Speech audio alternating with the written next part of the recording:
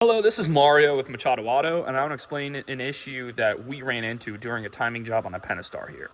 Now, this should apply to a lot of Pentastars. This specific vehicle is a 2017 Dodge Durango. So, before pulling your timing off on any Pentastar, you want to align your arrows on the driver's side of the vehicle or the left bank, and on the right bank, you want to line up your dashes, right? And on the crankshaft, you can verify that the dimple, you see that little nub, is aligned with our main bearing cap, or that line right there. It's very obvious to see what line we're lining the dimple up to. And I will also show you guys this diagram as well, where it's telling us to align the dimple, which is a very shitty picture. Lines on this side, on the passenger side, and arrows on the driver's side. Even theirs are misaligned. Look at that. Beautiful.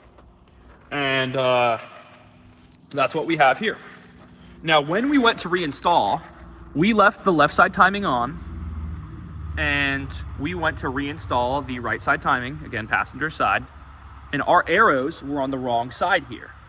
So we were scouring everything to why the arrows on our idler pulley, or idler sprocket, were on the wrong side.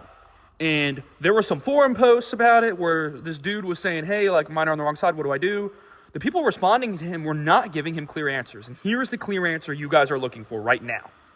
The clear answer is the ratio between crank and idler is not 1-to-1. So every time you turn the crank twice, these turn once. So 2-to-1 ratio here. For every 2 revolutions of the crank, we have 1 revolution of the cam.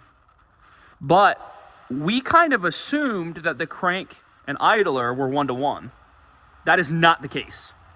So every 4 revolutions of the crank, we have the idler line up. So every 2 revolutions of the crank, basically every second of time this engine is in time. Every second of time that we line up here, the balance shaft will line. So even though we're in time right now, our idler sprocket will turn 180. So, sorry, whatever I said, if that confused you, I'll start over with a simpler explanation right now. Every 4 times you turn the crank, the engine will be in time, and this idler sprocket will be in time. Every 2 times you turn the crank, you will be in time. Does that make sense? As in, half the time you line these up, this idler sprocket will be upside down. You have a coin flip chance of this idler sprocket having the arrows on the wrong side. And that's not good. Now, it'll be exactly 180 degrees. So if this happens to you, and you don't want to remove the cams and, turn over again, because, in order to turn this over, you have to remove the cams because, you don't want the chance of any sort of valve issue happening. But this happened to us, where it took us a while to figure it out, that this is somehow a 5-to-4 ratio here, or this is 5, this 4. However it works, this rotates 4 times to line up correctly, have these on the right side. But you guys get the idea. You can align the timing and have this be 180 degrees off. All you have to do is turn it over again and again for the crank. 720 degrees of the crank, 2 full revolutions to get this idler to flip 180.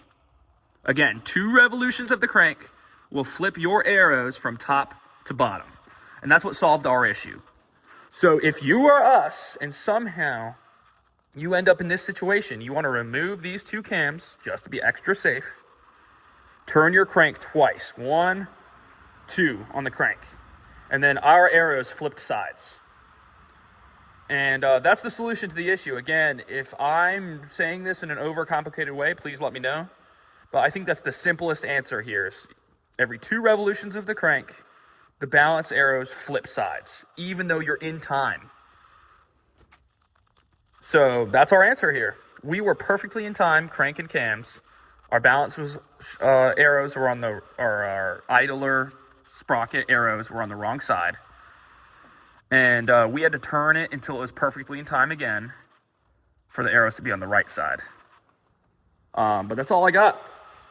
Basically, keep turning your crankshaft safely until all of the arrows are in the right place.